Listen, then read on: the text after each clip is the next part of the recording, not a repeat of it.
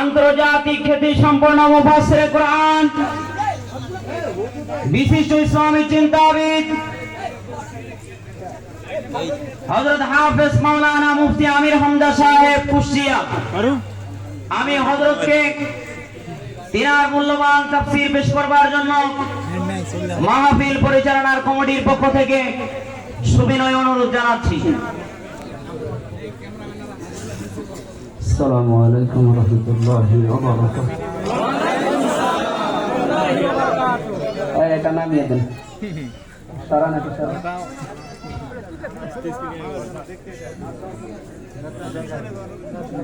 ঠিক আছে, ওজন দেখা হবে না। এখানে যে এখানে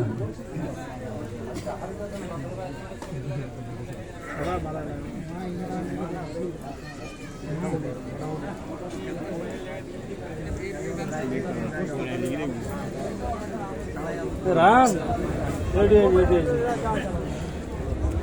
রান ডাক দিতে এই যে এখানে এটা ভিডিও করবো।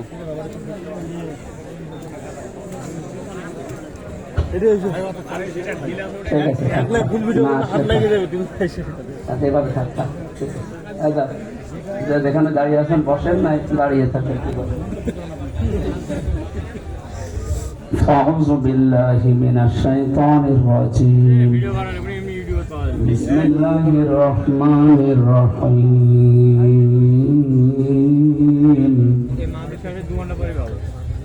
اقرأ باسم ربك الذي خلق خلق الإنسان من علق اقرأ وربك الأكرم الذي علم بالقلم علم الإنسان ما لم يعلم صدق الله العظيم. عن ابي هريره رضي الله تعالى عنه قال قال النبي صلى الله عليه وسلم من مات ولم يخز ولم يحدث به نفسه مات على شعبة من النفاق رواه مسلم. إن الله وملائكته يصلون على النبي يا أيها الذين آمنوا صلوا عليه وسلموا تسليما. اللهم صل على محمد وآله وصحبه وبارك وسلم. জীবনে কখনো তুমি মিথ্যা বলনি, তাই তো তোমায় পেতে কাঁদে ধরনি। তোমারই মতো নেতা পেলেও গো খুঁজত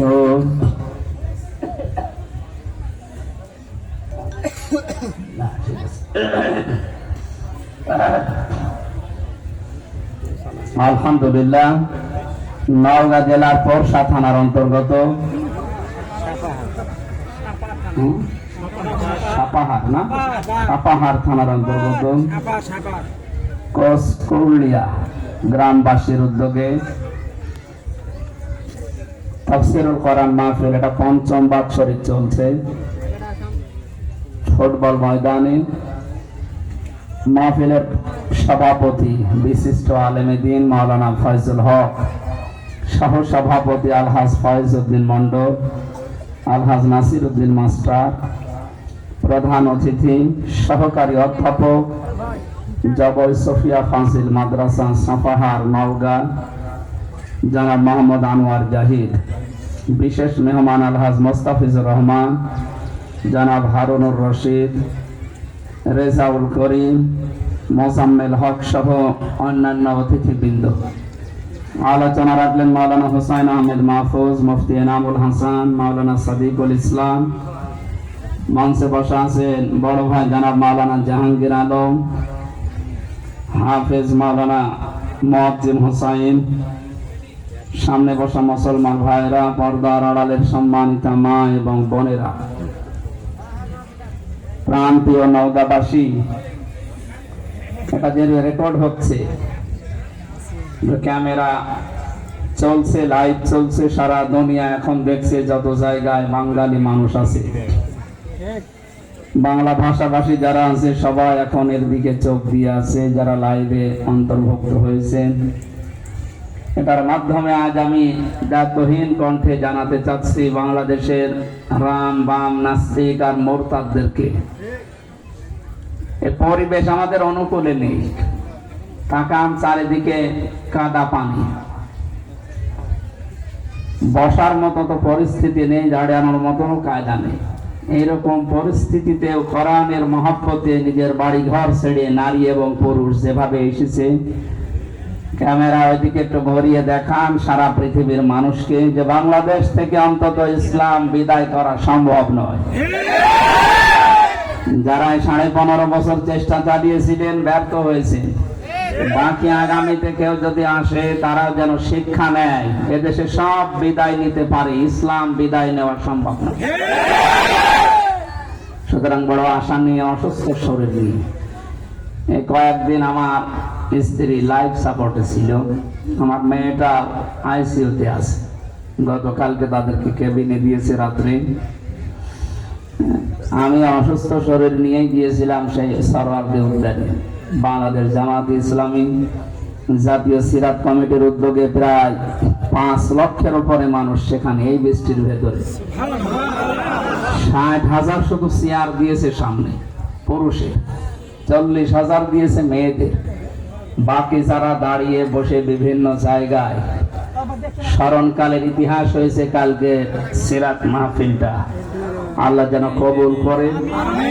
এখানে আসার কথা ছিল, কিন্তু আমি একটা সাংগঠনিক মাধ্যমে চলি। এখন বাংলাদেশ জামাত ইসলামের যারা দায়িত্বশীল আছে ওনারা জাতীয় স্বার্থে ওখানে বাংলাদেশের সবচাইতে বড় বড় আলেম ছাড়া সব ঘরনার চরমনাই পীরের ভাই আল্লামা মোসাদ্দেক হোসেন আল মাদানী এসেছিলেন, মুফতি আমিনী সাহেবের জামাই মাওলানা শাখাওয়াত হোসেন রাজি এসেছিলেন, মাওলানা মামুনুল হকের সাথে দেখা হয়েছিল, আমিরে জামাত এসে চলে গিয়েছেন। জাতীয় নেতৃবৃন্দ যারা আন্দরকিল্লা মসজিদের সম্মানিত খতিব চট্টগ্রাম থেকে সাইয়্যিদ কামাল উদ্দিন জাফরি হাফিজাহুল্লাহ সহ প্রতিটা আলেম যারা এই দেশে সবাই কালকে ছিল। এর ভেতরে আল্লাহ তার এই নগণ্য ছোট্ট গোলামকে অসুস্থ অবস্থায় হাজির করেছিলেন। 1 ঘন্টা 15 মিনিট মতো নবীর জীবনের উপরে আমরা কথা বলেছিলাম। সবাই প্লিজড, সবাই খুশি। কিন্তু এখনো পর্যন্ত এ দেশে 100 জনের 14 জন যারা পালিয়েছে ওই জালেমদের দোসর আছে। আমরা চাই তারাও যেন পালিয়ে যায়, আমাদের থাকা দরকার নেই। কিয়ামতের ময়দানে আল্লাহ যখন মিজানের পাল্লা নিয়ে আসবেন মানুষের আমল মাপার জন্য, আম্মা মান সাকুলাত মাওয়াজিনুহু ফাউম্মুহু হাবিয়া ওয়া মা আদরাকা মা হিয়া নারুন হামিয়া। আল্লাহ তাআলা বলেন যার ওজনের পাল্লা হালকা হয়ে যাবে এই মানুষটাকে আল্লাহ জাহান্নামে দেবেন, তার মা হবে জাহান্নাম। কি হবে বলেন তো? মায়ের কথা দিলেন কেন? কারণ মায়ের কাছে মানুষ নিরাপদে থাকে বেশি। সুতরাং আপনাদের মা যখন পালিয়েছে আপনারাও নিরাপদে চলে যান।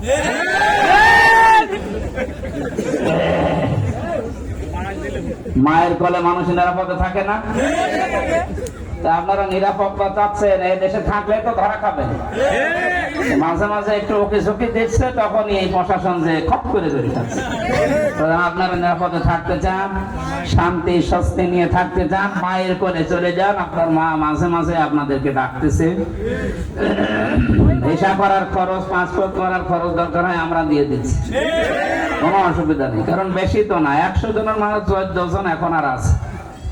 বাকিগুলোর সব প্রায় মায়ের ভোগে চলে গেছে, আরো যাচ্ছে। আপনাদের এখানে যিনি দায়িত্বে ছিলেন আল্লাহ অলি তো বলা যাবে না, কিসের অলি, এও পালিয়েছে। পাঠা, ঠিক আছে, আল্লাহ তার পাঠা হিসাবে যেন কিয়ামতে তোলে। দল মত জাতি বর্ণ ধর্ম নির্বিশেষে কোরআনের এই অনুষ্ঠানে আমরা এত কষ্ট করে এসেছেন। আমি খুব চেষ্টা করেছিলাম, কিন্তু জাতীয় স্বার্থে এবং জাতীয় নেতৃবৃন্দের কথা শুনতে গিয়ে আমি অসুস্থ শরীর আমার।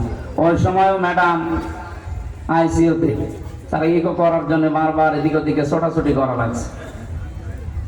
এমনি আমার শরীর ভালো না, ডায়াবেটিস 19, গতকালকে একটু কমে গেছে।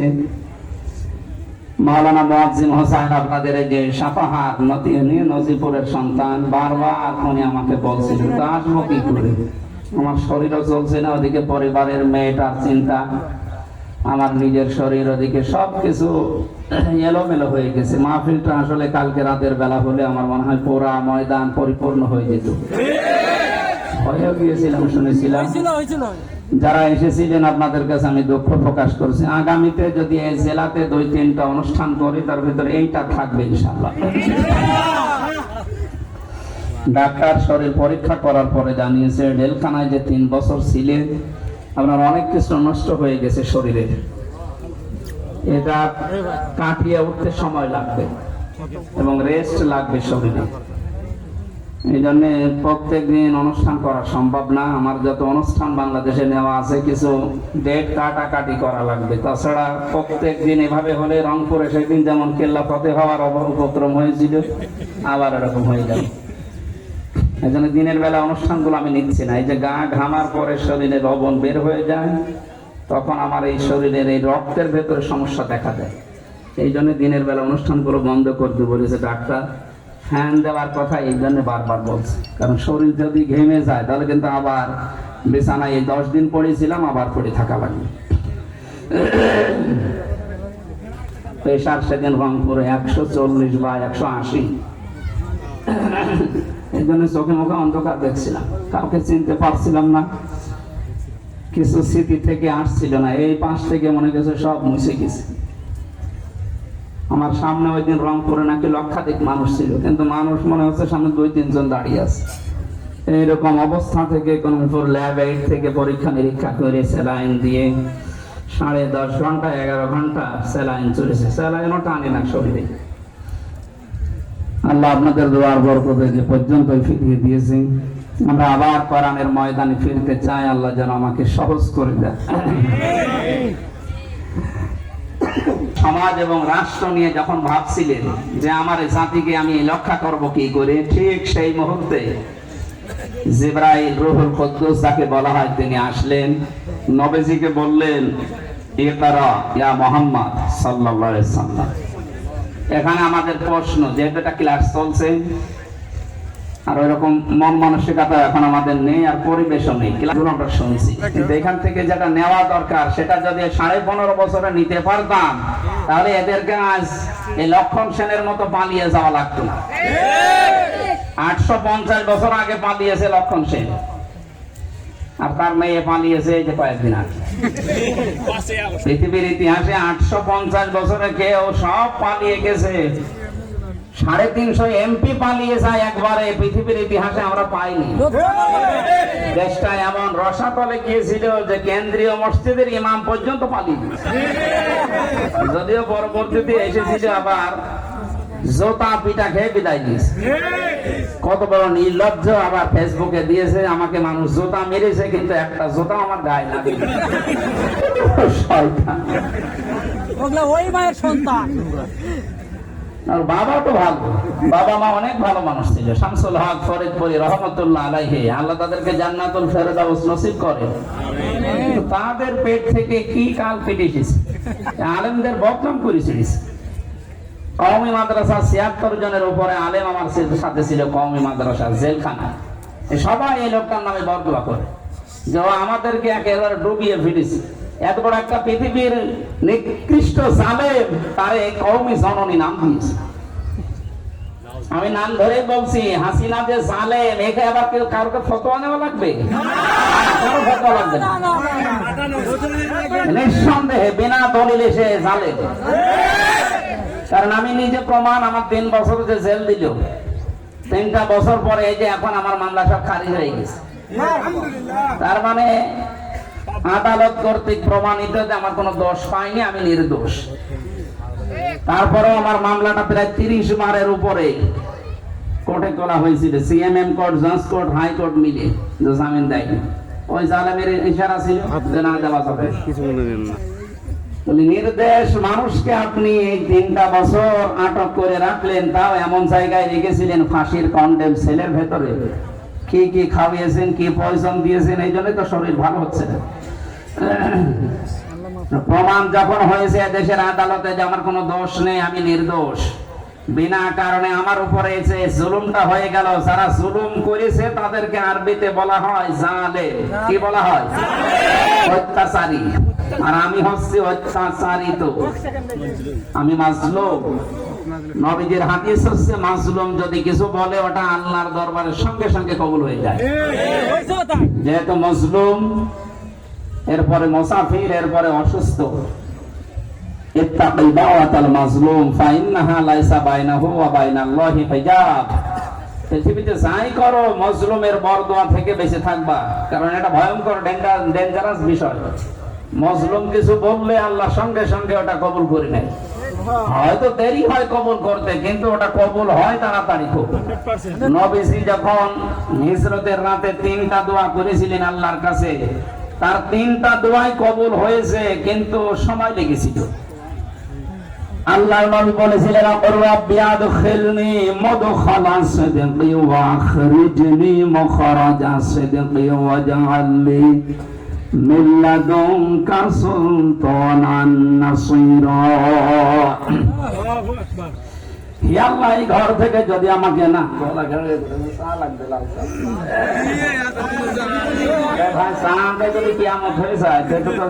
বের করে দিও। 2 নম্বরে আমাকে যেখানে তুমি পৌঁছিয়ে দেবে সেখানে যেন নিরাপদে পৌঁছিয়ে দিও। আর কোন জায়গা, যে জায়গা আমার জন্য বরাদ্দ, তার মানে ওই মদিনা, ওখানে যাবার পরে তুমি আমাকে একটা রাষ্ট্র ক্ষমতা দিও যার ভেতরে তোমার সাহায্য থাকে। নবীজির দোয়া করেছিলেন কয়টা? 3টা। বলেন কয়টা? 3টা। একটা সঙ্গে সঙ্গে কবুল হয়ে গেছে, চারিদিকে ছাত্র দিয়ে ভরপুর ছিল। তারপরও নবীজিকে আল্লাহ বলেছিলেন, আপনি শুধু এক মুষ্টি মাটি সামনের দিকে নিক্ষেপ করেন। সূরা ইয়াসিনের কয়েকটা আয়াত পড়ার পরে তিনি সামনের দিকে ফিকে মারলেন। ওমা রমাইতা ইযে রমাইতা ওয়ালাকিন্নাল্লাহা রমা। আল্লাহ পাক বলেন, হে নবী, আপনার প্রথম দোয়া কবুল হয়েছে, তার প্রমাণ এইটা। আপনি তো শুধু বালির সামনের দিকে নিক্ষেপ করেছিলেন, অথচ চারিদিকে কাফের ছিল। প্রত্যেকের চোখের ভেতরে বালি পৌঁছিয়ে দেওয়ার দায়িত্ব পালন করেছে আমার কুদরত। আপনাকে আমি নিরাপদায় বের করে দিলাম। 2 নম্বর, আপনি আমাকে পৌঁছিয়ে যেখানে দেবেন নিরাপত্তার সহিত পৌঁছিয়ে দেবেন। প্রতিমধ্যে যতগুলো বিপদ সবগুলো থেকে বাঁচিয়েছে আল্লাহ নিজে। গাড়ে সরে আমি নিজে উঠেছিলাম ওখানে, ওই জায়গায় নবীজিকে মাকড়সার জাল বিছিয়ে ঘোঘো পাখি বা কবুতর এটা ডিম পেড়ে তাওয়া দেওয়া, বিভিন্ন কায়দায় কাফেরদের চোখ থেকে বাঁচিয়েছে নবীর ওই দুয়ার বরকতে। 3 দিন সময় লেগেছিল, 3 দিনে তাকে নিরাপদে আল্লাহ পাক পৌঁছিয়ে দিলেন মদিনায়। তাহলে দ্বিতীয় দোয়াও কবুল হয়েছে, কিন্তু 3 দিন সময় লেগেছে। কয়দিন? 3 নাম্বারটা,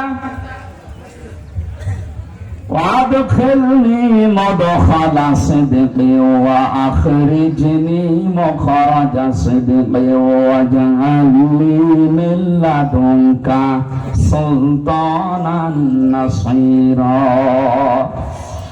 এমন একটা রাষ্ট্রে আমাকে পৌঁছিয়ে দিও, শুধু পৌঁছিয়ে শেষ করে দিও না, একটা রাষ্ট্র ক্ষমতা দিও যেখানে তোমার সাহায্য থাকে।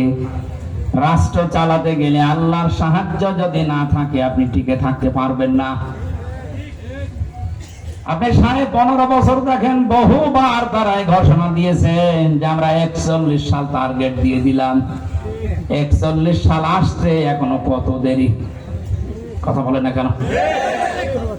এখন বাংলাদেশের মানুষের যে মন মানসিকতা, যে অবস্থা, এখন বিশ্বর দরবার থেকে যে চাপগুলো আসতেছে, এদেশে সমন্বয়ক যারা ছিল 152 জন, এদের সবার এক কথা, বৈষম্য বিরোধী ছাত্র আন্দোলন যারা জীবন দিয়েছে 1800 প্রায় 8 জনের উপরে, আর 2880 জনের উপর এখন হাসপাতালের বেডে কাতরাচ্ছে। এই গণহত্যার সাথে যারাই জড়িত সবার পরিবার থেকে একই বাক্য একই কথা আসতেছে, এদেশে আওয়ামী লীগ যেন কোনো রাজনীতি করতে না পারে। কারণ গণহত্যার সাথে যারা জড়িত তাদের রাজনীতি করা এই দেশে বৈধ হবে না।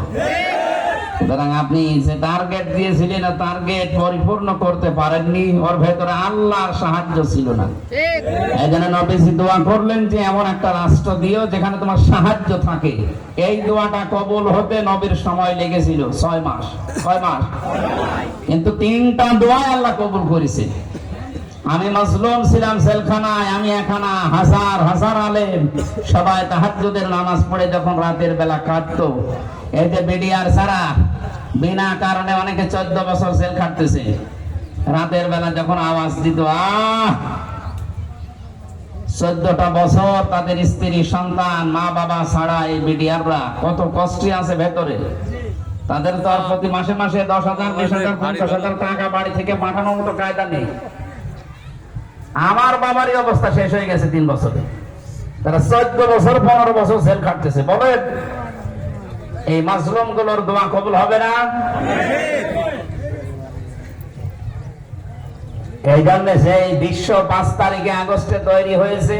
আমার মনে হয় কোরআনে কারিমে সূরা আনআমের 7 নাম্বার পারা 12 নাম্বার পৃষ্ঠার 1ম নাম্বার লাইনের একটা আয়াতের সাথে 100 ভাগ মিলে গেছে। ফালাম্মা নাসুমা দুক্কিরু বিহি ফাতাহনা আলাইহিম আবওয়াবা কুল্লি শাই।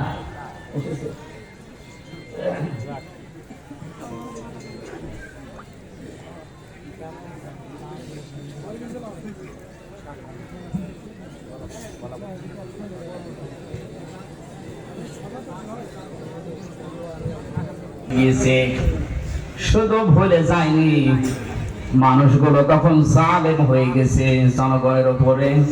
আমি এদের এই ক্ষমতাকে আরো বাড়িয়ে দিয়েছি। আশাকে অক্টোবরের দিকে তাকান, সেই 6 সালে লঘি বৈঠা দিয়ে জীবিত মানুষকে যারা পিটিয়ে পিটিয়ে বিদায় করে দিয়েছে, এরপরেই তো তারা 2 বছর পরে ক্ষমতায় এসেছে। সূরা আনআমের আয়াতের সাথে মিলান তো আমি যতটুকু মিলাতে পেরেছি, আমার তো মনে হচ্ছে 1500 বছর পরে 2024 সালের 5 আগস্টের সাথে আয়াতটা পুরা মিলে গেছে। আল্লাহ পাক বলেন, যাদেরকে আমি আমার আয়াত দিলাম, আমার নিদর্শন, আমার আর কানুন গুলো দেওয়ার পরে মানুষগুলো ক্ষমতা পেয়েছে, পাওয়ার পরে আমার আয়াতগুলো তারা ভুলে গিয়েছে। আমার জনগণের উপরে, আমার বান্দা বান্দিদের উপরে তারা জুলুম যখন আরম্ভ করেছে, তাদের ক্ষমতা আমি আল্লাহ বাড়িয়ে দিয়েছি। লাফাতাহনা আবওয়াবা কুল্লি শাই। মনে করলাম 5 বছর পরে হয়তো 13 সালে শেষ হয়ে যাবে, দেখছি না আরো 5 বছর বেড়ে গেল। মনে করলাম আরো 5 বছর পরে আর হবে না, 18 সালে না, দেখি আরো 5 বছর বেড়ে গেল। 15 বছর পরে আমার আল্লাহ এমন ভাবে ধরেছে, আয়াতের পরবর্তীতে আছে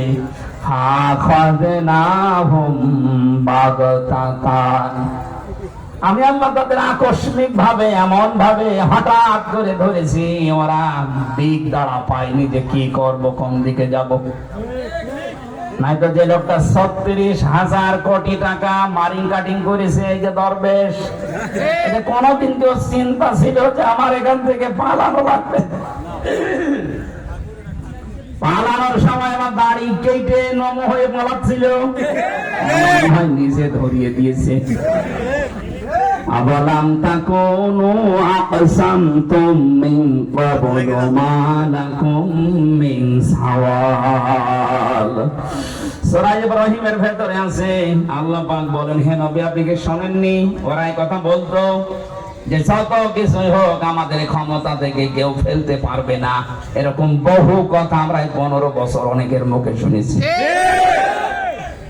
আগস্টের 7 তারিখ পর্যন্ত এই কঠিন অবস্থায় লক্ষ লক্ষ মানুষ যখন ঢাকাতে, এরপরও দেশের অনেক জালেম কথা বলেছে, না আমার মা আছে, শক্ত হাতে হ্যান্ডেলিং করবে। আল্লাহ পাকের আয়াতের সাথে মিলে যাচ্ছে না। মালাকুম মিন সাওয়াল। হে নবী, ওরা কি কথা বলতো না যে আমাদের ক্ষমতা কেউ কেড়ে নিতে পারবে না? ছাত্রলীগই যথেষ্ট। ওই তারা এখন গর্তের ভেতর থেকে মুখ বের করছে আর ধরা খাচ্ছে। অবস্থায় দেশের যা আপনি আর পারবেন না। মায়ের কাছে যে নিরাপদে থাকেন, কারণ সন্তানরা মায়ের কোলে নিরাপদে থাকে।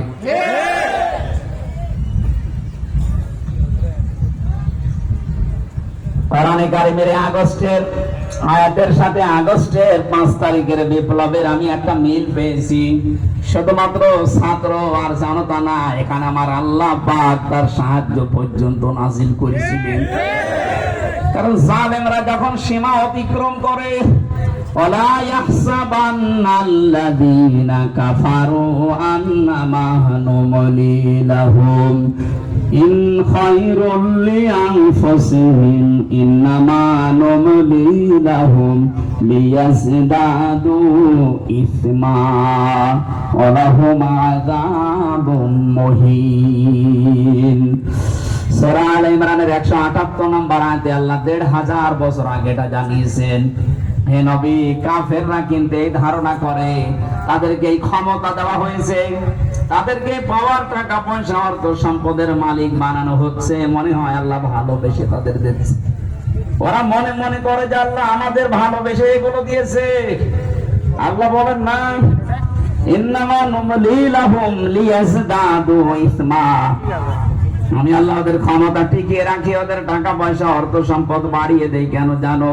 যেন দিন যত যায় ওদের পাপের বোঝা পরিপূর্ণ হয়। এই আয়াতগুলো 1500 বছর আগে, অথচ মনে হচ্ছে এখন দেশে দেখে দেখে আল্লাহ নাযিল করছে। এই কথা বলেন,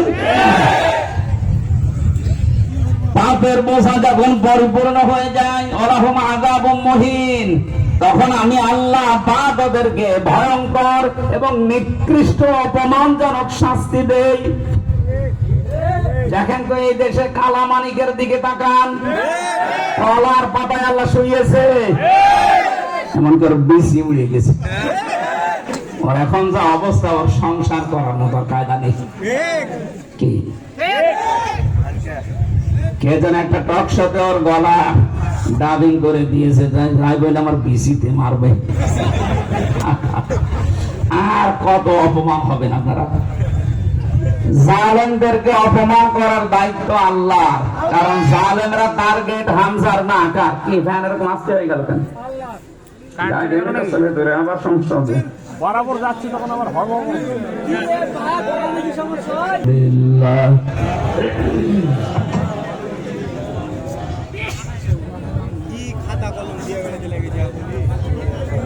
রাজের বিষ মারার কামই হলে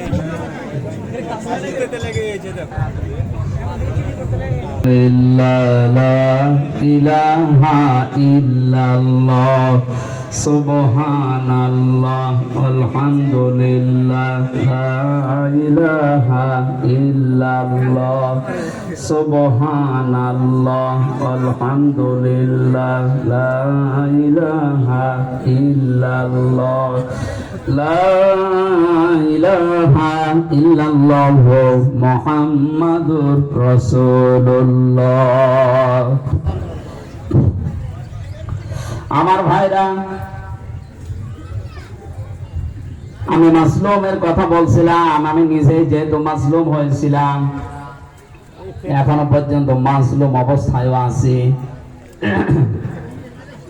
আল্লাহ রাব্বুল আলামিন এই দেশের মাসলুমদের দোয়া কবুল করে যে বিপ্লব আমাদেরকে দিয়েছেন ছাত্র জনতার মাধ্যমে, দোয়া করছে অবস্থায় মহান আল্লাহ যেন ওই মানুষগুলোকে শাহাদতের সর্বোচ্চ মাকাম দান করেন। তারা কোন দলের না, তারা দেশের সম্পদ। কথা বলেন ঠিক কিনা? তবে ওপেন নিজের মুখ ছেড়ে দিয়ে জবান ছেড়ে কথা বলার পরিবেশ 2 মাস আগে ছিল? কথা বলেন। কয়েকদিন আগে কুষ্টিয়াতে বাংলাদেশ জামাত ইসলামী কুষ্টিয়া জেলা শাখার উদ্যোগে প্রায় 500 আলেমদেরকে এক জায়গায় করেছিল বিভিন্ন ঘটনা। 3.5 ঘন্টা 4 ঘন্টা তারা অনুষ্ঠান করেছে। কোনো অসুবিধা হয়নি। অথচ আপনি ভাবেন আগস্টের 5 তারিখের আগে 500 না 5 জন যদি এক জায়গায় হতো আলেমেরা, 10টা মামলা হয়ে যেত। কি একটা অবস্থায় আমরা ছিলাম! আল্লাহ কোথা থেকে আমাদেরকে এরকম একটা সুন্দর পরিবেশ দিলেন, যাদের মাধ্যমেই দিয়েছে তাদেরকে তো ধন্যবাদ দেওয়া দরকার। এখন অনেকে ফতোয়াবাজি করছে, না ওরা শিবির করতো। আরে শয়তান, তুই তো 15.5 বছরে কিছুই করতে পারিস না।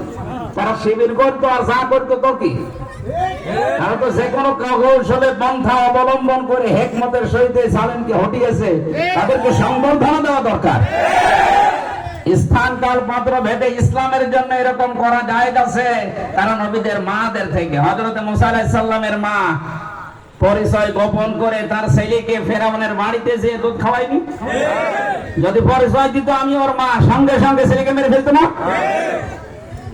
হযরত ইব্রাহিম আলাইহিস সালামের মা নিজে পরিচয় গোপন করে তার সন্তানকে দুনিয়ায় এনেছিলেন। কথা বলেন না কেন? হযরত আব্বাস রাদিয়াল্লাহু তাআলা আনহু, নবীর চাচা, উনি অনেক আগে মুসলমান হয়েছিলেন, যে পরিচয় গোপন করে রেখেছিলেন। কারণ ওই অবস্থায় আবু জেহেল ক্ষমতায়, পরিচয় দিলেই শেষ পর্যন্ত মেরে ফেলার সম্ভাবনা ছিল। পরিচয় গোপন করে এমনকি বদরের ময়দানে বিশ্ব নবীর বিরুদ্ধে আবু জেহেলের পক্ষ নিয়ে আব্বাস রাদিয়াল্লাহু তাআলা আনহু যুদ্ধে গিয়েছে। তারপর পরিচয় দেয়নি যে আমি মুসলমান হয়েছি। পরবর্তীতে যখন বিশ্ব নবী এসেছিলেন মক্কা বিজয় করার জন্য, আবু সুফিয়ান নবীজির 10,000 সাহাবীর যে তরবারি চিকচিক করছিল, এই দৃশ্য দেখে যখন বললেন, আব্বাস তোমার ভাতিজা, তোমার ভাইয়ের ছেলে মনে হচ্ছে বাদশা হয়ে গেছে। হযরত আব্বাস বলেছিলেন, দেখো এটা বাদশাহী না, এটা যদি বাদশাহী হতো তাহলে তোমার ঘাড়ের উপরে মাথা থাকতো না। এটা বাদশাহী না, এটার নাম নবুয়ত। উনি অনেক আগে মুসলমান হয়েছিলেন, পরিচয়টা গোপন করেছিলেন বাস্তব কিছু কারণে। ইসলামী ছাত্র শিবির থেকে 108 জন সমন্বয়ক, আর বাকি দল থেকে 152 জনের ভেতরে বাকিগুলো, এরা বিভিন্ন জায়গায় লেখাপড়া করার স্বভাবে পরিচয় গোপন করে দিয়ে যে কাজটা করে দিল, এখনো পর্যন্ত অনেকে ফতোয়াবাজি করছে। হ্যাঁ, পরিচয় গোপন করে কাজ করলো, ওরা মুনাফিক, শয়তানি করা দেখা পাচ্ছেন না? তারা আপনার চাইতে কম বোঝে। বিশ্ববিদ্যালয় থেকে শিবিরের যে কয়টা দায়িত্বে আছে তাকান, সব ফার্স্ট ক্লাস পাস। তাদের মেধা কি? বিশ্বজিতের মতো হিন্দুকে যেখানে ছেড়ে দেয় না। আমার সাথে বিশ্বজিৎকে যে হত্যা করেছিল শাওন, আমার সাথে জেলে ছিল, ছাত্রলীগের এই ছেলেটা। ওরা এখন ফাঁসির আদেশ ছিল, পরবর্তীতে যাবজ্জীবন 30 বছর জেল কাটা লাগবে। চিন্তা করে দেখেন, যেখানে হিন্দু পর্যন্ত শিবির বলে মেরে ফেলছে, সেখানে মুসলমানের ছেলে পরিচয় দেবে যে আমি শিবির করে আসে, পরিচয় দিলে বাঁচা যাবে জায়গায়? কত মানুষ বলেছে আমি 6 মাস একাধারে গোসলখানায়